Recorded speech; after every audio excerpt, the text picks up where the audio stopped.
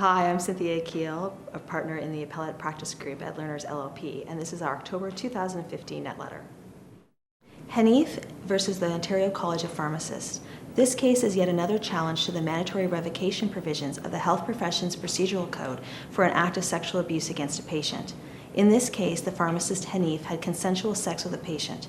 He argued that the mandatory revocation provisions, which would indicate that he would be mandatorily revoked from his license in the College of Pharmacy, were unconstitutional because they encroached upon the federal area of criminal law pursuant to Section 9127 of the Constitution Act. The application judge initially dismissed his application, and he appealed to the Court of Appeal. The Court of Appeal agreed with him that there was a social stigma associated with a finding of sexual abuse, but that the effect ultimately was the regulation of professions. That social stigma was not enough to bring this into the realm of criminal law. As a result, the appeal was dismissed. Kurnos Import and Export Limited versus CPR Limited. This is one of the last cases under the old Rule 48.14 administrative dismissal regime. As everyone should know, that regime changed with rule changes implemented as of January 1st, 2015.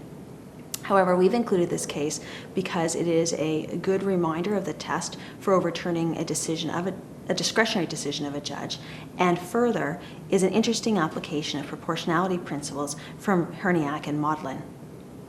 In this case, the appellant moved to restore an action to the trial list 6 months after it had been struck. In the interim, a status notice had also been issued. The motions judge refused to restore the matter, and the action was administratively dismissed. On appeal, the Court of Appeal noted that this was a discretionary decision. It could only be set aside if it had proceeded on erroneous legal principles, or the decision was so infected by a palpable and overriding error that it could not be allowed to stand. The Court of Appeal ultimately overturned the decision. In doing so, however, it issued a reminder to all litigation counsel that in Haneef and Walton, the Supreme Court had expressed concern about the development of a motions culture. It stated that it was not proportional in this case to use judicial resources to fight a motion to restore a matter to the trial list. It is a good reminder of where we should be and should not be spending our clients' money. Sandu versus Fairmont Hotels. This is an interesting case that reminds us of the scope of appellate jurisdiction. In this case, Sandu brought a claim for defamation, which was dismissed at trial. The trial judge found, however, that had the claim had merit, damages would have been assessed at $25,000. Sandu appealed to the Court of Appeal. The respondent, however, brought a motion to quash, arguing that, in fact, the jurisdiction lay to the divisional court because of the assessed quantum of the award had it been given. Sandu argued, however, that the damages awarded that would have been awarded for the trial judge were for general damages only, and in fact he had claimed for other forms of damages such as punitive damages. The Court of Appeal, however, disagreed, finding that the hypothetical award was only for $25,000, and the clear jurisdiction accordingly lay with the divisional court. The appeal was quashed. DBDC Spadina versus Walton. This case arose as one part of multi-party insolvency proceedings. DBDC Spadina and a number of other corporations were known as the Bernstein applicants. In the context of ongoing litigation with the Waltons, the Bernstein applicants sought constructive trusts over certain properties or a cancellation of shares. The de Jong applicants claimed that funds that they had given to the Waltons had been diverted into the same property.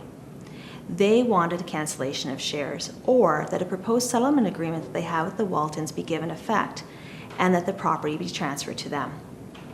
The motion judge, applying tracing principles, granted the constructive trust sought by the Bernstein applicants and dismissed the motion by the de Jong applicants.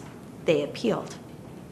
On appeal, the Court of Appeal found that the preferred creditor status of the de Jong applicants could be addressed in the claims process. They also rejected the claim by the de Jong applicants that the inspector that had been hired by the Bernstein applicants should have done more than just trace the Bernstein applicants' money, but also should have extended into tracing into other properties. Third, the Court of Appeal rejected the de Jong applicants' claim that the motion judge had erred in the test and application of constructive trust principles, finding that the analysis by the motions judge was unassailable. Finally, the Court of Appeal agreed that the motions judge was correct in not giving effect to the proposed settlement agreement on the basis that it would be a preference of the de Jong applicants over other creditors. Accordingly, the appeal was dismissed in its entirety. White versus White. This case is an interesting example of how inadvertent delay in litigation can have some unusual consequence.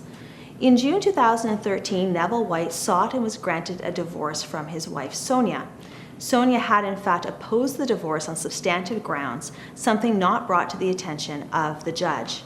She then promptly brought a motion seeking a stay of the divorce, which was granted pending further order of the court. While the stay is in effect, Neville died. A fight then ensued in the context of the estate between Neville's children and Sonia, and a key issue is whether the marriage was terminated by divorce or terminated by death. Sonia ultimately wins before the Court of Appeal.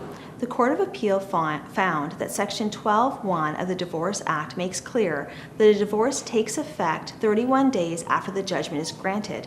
In this case, there was a stay such that the divorce never took effect. Accordingly, Neville and Sonia remained married at the time of his death, and the marriage was only terminated by his death. This would obviously have consequences in the actual distribution of Neville's estate. For complete summaries of these cases, as well as our top 5 cafes in downtown Toronto, please go to www.lernersappeals.ca.